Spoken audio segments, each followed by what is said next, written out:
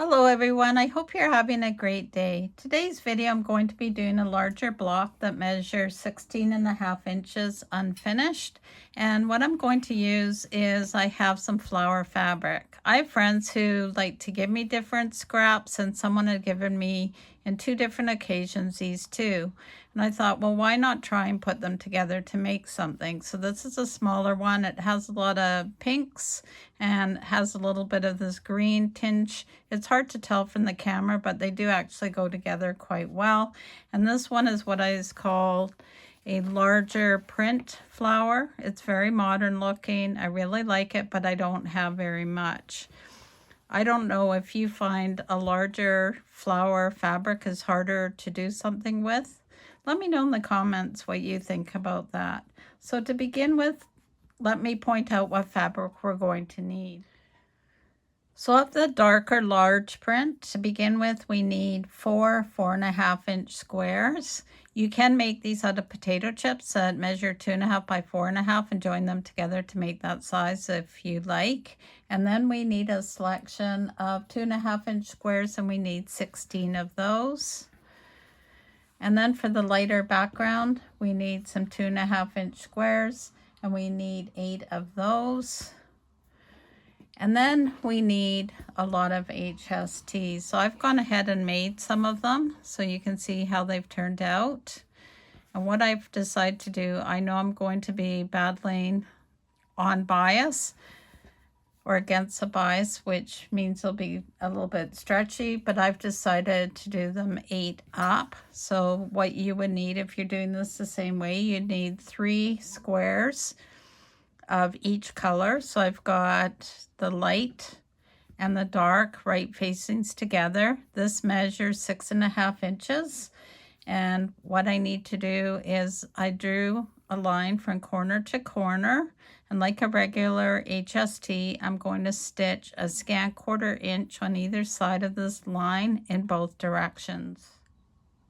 I don't know if you can see the stitching here, but I do have it on both sides. I have oversized this slightly because I like to have a little bit of extra fabric for trimming. If you're really accurate, you can use a 6-inch square of each fabric, but as I said, I tend to go a little bit larger.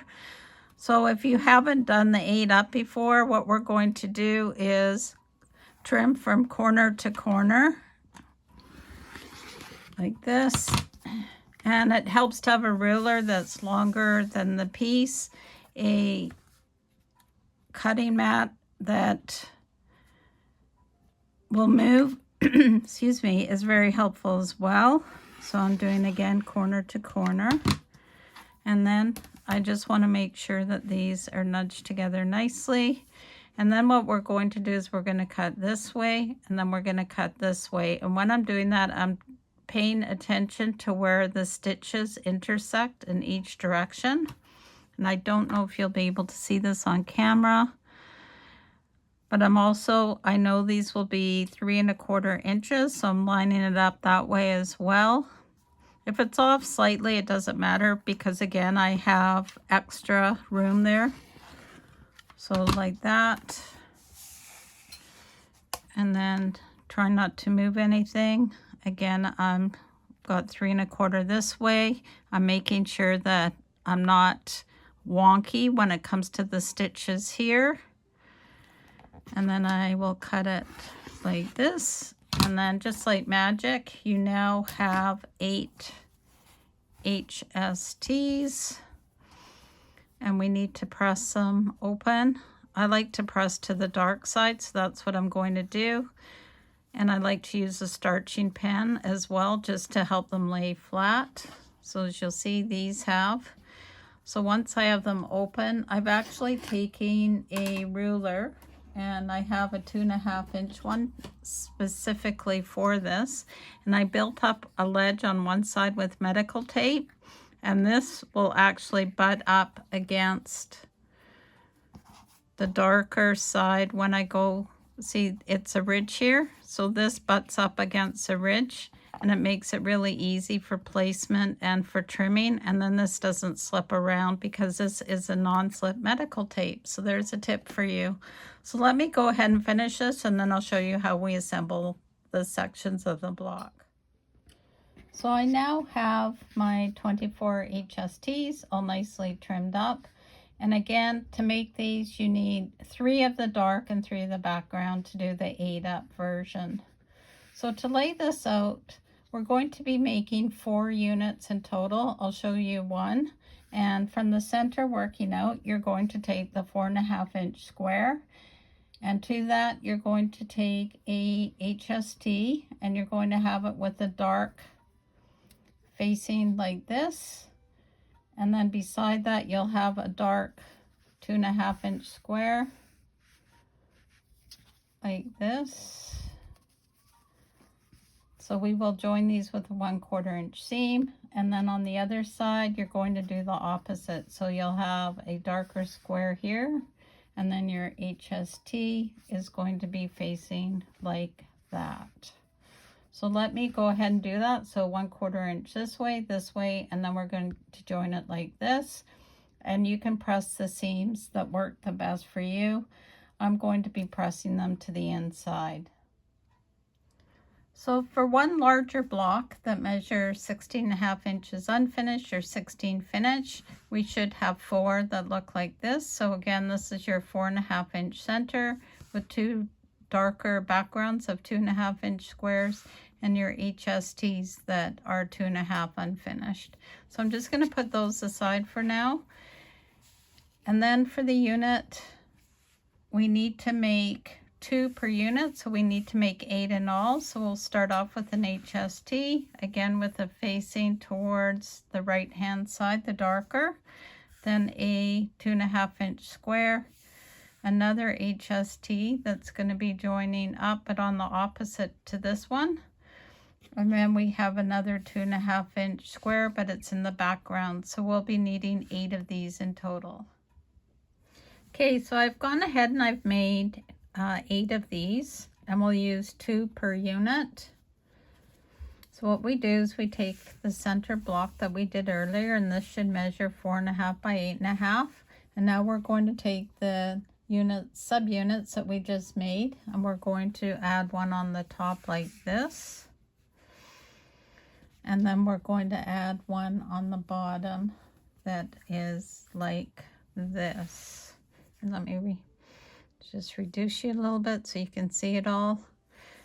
So in essence, you're going to have the background in the opposite corners, and then this will form a band going in each direction, or in the same direction on the left and on the right hand side. So I'm going to go ahead and do this, and then I'll join you back here.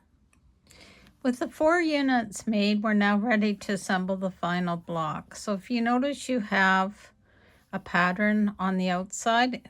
These 2 are facing together, and that's what we need to pay attention to. So what we're going to do is lay them out so that this V is all pointing like this towards the center.